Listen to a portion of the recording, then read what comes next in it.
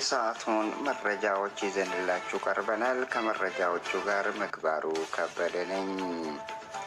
የኤርትራ ሰራዊት፣ የኢትዮጵያ መከላከያ ሰራዊት፣ የትግራይ ሰራዊት ሶስቱ ሰራዊቶች ጥንቃቄ ሊያደርጉ ይገባል የሚሉ ጭምጭምታዎች ተሰሙ። የኢትዮጵያ አየር ኃይሎች ወደ ትግራይ ክልልና ወደ ኤርትራ ድንበሮች አካባቢ ላይ ዛሬ ሲበሩ ሲንዣበቡ ተስተውለዋል። የተባበሩት መንግስታት የሰብአዊ መብት ኮሚሽን ሁሉንም አካላት አስጠነቀቁ። ዘመናዊ ከባድ መሳሪያዎች፣ መድፎች፣ ታንኮች ወደ ሰሜን ግስጋሴ ጀመሩ። በርካታ የመከላከያ ሰራዊቱን የጫኑ የፌዴራል የመከላከያ ኦራሎች ትግራይ ክልል ላይ በመስፈር ላይ ናቸው። የኢትዮጵያ የመከላከያ ሰራዊት ከባድ መሳሪያዎችን ወደ ሰሜን በማጓጓዝ ላይ ነው። በሌላ በኩል ዘመናዊ የሰው አልባ ድሮኖች በድንበር አካባቢና በኤርትራ ግዛቶች ላይ ተስተውለዋል። ለቅኝት የተላኩ ድሮኖች ሳይሆኑ እንደማይቀሩ የተገመቱት እነዚህ ድሮኖች በትግራይና በኤርትራ ግዛቶች ላይ በመብረር ያለውን ሁኔታ በመቃኘት ላይ እንደሚገኙ ተነግረዋል። የተባበሩት መንግስታት የሰብአዊ መብቶች ኮሚሽን አዲስ ግጭት ሊፈጠር ይችላል ሲሉ ሁለቱንም ኃይላት አስጠነቀቁ።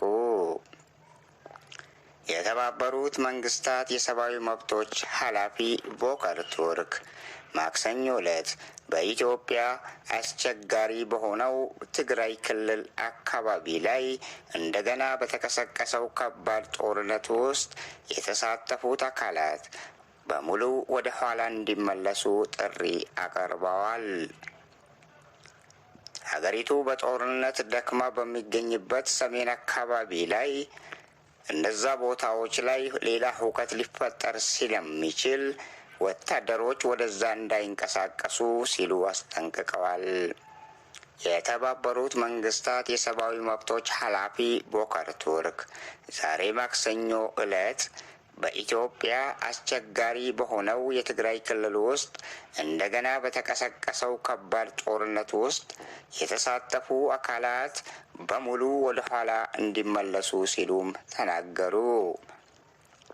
ጥር 26 ቀን ጥር መጨረሻ አካባቢ ላይ 2026 ላይ ጦርነት አዲስ መቀስቀሱን የገለጹት የሰብአዊ ኮሚሽነሩ በተለይም በአወዛጋቢው ጸለምትና አካባቢ በመከላከያና በትግራይ የጸጥታ ኃይሎች በሁለቱ መካከል ግጭት መፈጠሩ ሌላ ወደ ለየለት ሙሉ ጦርነት ውስጥ ሊያስገባቸው ይችላል አሉ። የኢትዮጵያ የፌዴራል መንግስት በክልሉ ውስጥ በተሽከርካሪዎች ላይ ድሮን ድብደባ እንዳካሄደም ዘገባዎች ደርሰውናል ብለዋል። ከህወሓት ጋር አዲስ ፍጥጫ ውስጥ የመግባት አዝማሚያን ተመልክተናል ያሉት ቮልከር ቱርክ በአስቸኳይ ይህ ሁኔታ መቆም አለበት ሲሉም ተናግረዋል። የሰብአዊ መብቶች ኮሚሽነሩ ሁለቱም ኃይሎች ዳግም ወደ ሙሉ ጦርነት ሊያስገባቸው ከሚችሉ ትንኮሳዎች መታቀብ እንዳሉባቸው አስረግጠው ተናግረዋል። የከፍተኛ ኮሚሽነሩ ቃል አቀባይ ራቢና ዳሚሳኒ በጄኔቫ ለጋዜጠኞች በሰጡት መግለጫ በሰሜን ኢትዮጵያ ክፍል አካባቢዎች ላይ አዲስ ግጭቶች በማንኛውም ጊዜ ሊፈጠሩ እንደሚችሉና በሲቪሎች ላይ አስከፊ መዘዝ ሊያስከትሉ እንደሚችሉ አስጠንቅቀዋል። በ2022 የተፈራረሙትን የፕሪቶሪያ የሰላም ስምምነትን ተከትሎ ሁሉም ወገኖች እንደገና እንዲስማሙም ጥሪያቸውን አቅርበዋል። ከፍተኛ ኮሚሽነሩም በተጨማሪም አሉ በቅርቡ በኢትዮጵያና በአጎራባች ኤርትራ መካከል የተፈጠረው ውጥረትም በሁለቱም ሀገራትና በአፍሪካ ቀንድ ባሉ አካባቢዎች ላይ ሌላ ውጥረት ውስጥ ሊያስገባቸውና ከባድ የሰብአዊ መብትና የሰብአዊ ተግዳሮቶች ሊያባብሱ እንደሚችሉ ስጋታቸውን በመግለጽ አስጠንቅቀዋል። ይህን በእንዲህ እንዳለ የመንግስት የአየር ኃይል አብራሪዎችና ረዳቶቻቸውን በተጠንቀቅ ላይ እንደሆኑ ታዘዋል። የኤርትራ ድንበሮች አካባቢና የኤርትራ ክፍል ስፍራዎች ላይ ቅኝት ላይ የነበሩ ድሮኖች በአየር ላይ ታቹን በመብረር የአካባቢውን ሁኔታ በማጥናት ላይ እንደሚገኙ ተነግረዋል።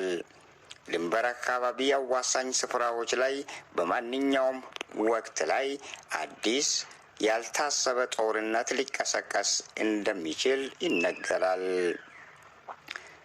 ሳይታሰብ የኢትዮጵያ የአየር ድሮኖች በረራቸውን ሲያካሂዱ በሰሜን ክልል አካባቢዎች ላይ መታየታቸው ከፍተኛ ስጋት ከኤርትራ ጋር ግጭት ሊፈጠር ይችላል የሚል ስጋት አንዣቧል። የቅርብ ጊዜ ወታደራዊ ግጭቶች በጥር 26 ጸለምት ላይ የተደረጉት የተጠናከረ ውጊያ ነበሩ ያሉት ኃላፊው ቦከር ቱርክ በኢትዮጵያ ብሔራዊ የመከላከያ ኃይሎችና በትግራይ የጸጥታ ኃይሎች መካከል የተፈጠረው ያ ግጭት በአወዛጋቢው የጸለምት አካባቢና በአማራ ድንበር አቅራቢያ ላይ መሆኑን ተናግረዋል። በወቅቱ የተካሄደው ውጊያ በከባድ የጦር መሳሪያዎች የታገዘና የድሮን ተሳትፎም የታየበት ክስተት ነበር ብለዋል። በጦር መሳሪያዎች የታገዘና የድሮን ተሳትፎ የታየበት ክስተት መሆኑን የተናገሩት ቦከር ቱርክ በሁለቱም ወገኖች በኩል በተደረጉ ውጊያዎች በግጭቶቹ ውስጥ ድሮኖች፣ መድፎች እና ሌሎች ከባድ መሳሪያዎች እንደተጠቀሙ ተዘግበዋል። ከጄኔቫ የተላለፈው መልእክትና መግለጫ። የተባበሩት መንግስታት የሰብአዊ መብቶች ኃላፊ ዛሬ ማክሰኞ ባወጡት ዘገባ መሰረት በኢትዮጵያ ውስጥ በተከሰቱ ግጭቶች በተለይ በሰሜናዊ አካባቢ ላይ ሁሉም ወገኖች በትግራይ ክልል ውስጥ አደገኛ ሁኔታ ሊያባብሱ ስለሚችሉ በአስቸኳይ ትንኮሳዎችን እንዲያቆሙ ጥሪ አቅርበዋል። በቅርቡ በትግራይ ውስጥ በኢትዮጵያ ጦርና በክልሉ ኃይሎች መካከል የተከሰቱ ግጭቶች ወደ ሙሉ ግጭት የመመለስ አደጋን የጋረጡ ናቸው ብለዋል።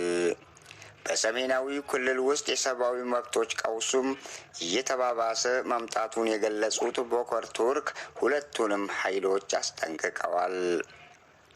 ያለው ሁኔታ በጣም ተለዋዋጭ ነው ያሉት ቦከር ቱርክ የበለጠ እየተባባሰ ሊሄድ እንደሚችል እንፈራለን ሲሉም ስጋታቸውን ገልጸዋል። በክልሉ ያለው አደገኛ የሰብአዊ መብቶችና የሰብአዊ ሁኔታዎች ደግሞ የከፋ ደረጃ ላይ ሊያደርስ ይችላል ሲሉም አስጠንቅቀዋል። ውጥረቱ ከማለፉ በፊትም ሁለቱም ወገኖች በዓለም አቀፍ ማህበረሰብ እገዛ የተቀናጀና ቀጣይነት ያለው ጥረት ማድረግ እንዳሉባቸው ተናግረዋል። የተባበሩት መንግስታት የሰብአዊ መብቶች ኃላፊ ቦከር ቱርክ የፖለቲካ ውይይት፣ የሰላም እርምጃዎች በአስቸኳይ ያስፈልጋሉ ሲሉም አጥብቀው ተናግረዋል። ሁኔታው የጎረቤት ኤርትራንም ሊያስነሳት ስለሚችል ጥንቃቄ ሊደረግበት ይገባል ሲሉ ተናግረዋል። የክልል ኃይሎችና የመከላከያ ሰራዊት ከድርጊቱ ሊታቀቡ ይገባቸዋል ሲሉም አስጠንቅቀዋል። የኢትዮጵያ መንግስትም ወደ ሰሜን አካባቢ ላይ ግጭቶች ወዳሉበት አካባቢዎች በብዛት ሰራዊት ማስፈርና ሰራዊቱን ወደ ስፍራው ማጓጓዝ ማቆም እንዳለበት ከወዲሁ አስጠንቅቀዋል። ሁኔታው በዚህ የሚቀጥል ከሆነ ደግሞ ትግራይም ኤርትራም የተሳተፉበት ጦርነት ዳግም በአካባቢው ሊቀሰቀስ ስለሚችል ይህ ደግሞ አደገኛ ሁኔታዎችና የተወሳሰበ ሁኔታን ሊፈጥር ስለሚችል ከወዲሁ ሁሉም ኃይሎች ሊታቀቡ ይገባቸዋል ሲሉ አስጠንቅቀዋል። በድንበር አካባቢ ላይ ያሉ ወታደራዊ ስፍራዎች ደግሞ ከተወሰኑ ወታደሮች በስተቀር የወታደር ክምችት በአካባቢው መኖር እንደሌሉባቸውና ያንን እንዲያስወግዱም ጥሪ አስተላልፈዋል።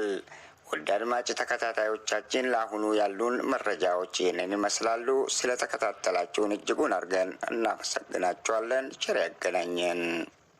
በሌላ ዘገባ እስከምንገናኝ ድረስ ለዛሬው እዚህ ላይ እንጨርሳለን። ውድ አድማጭ ተከታታዮቻችን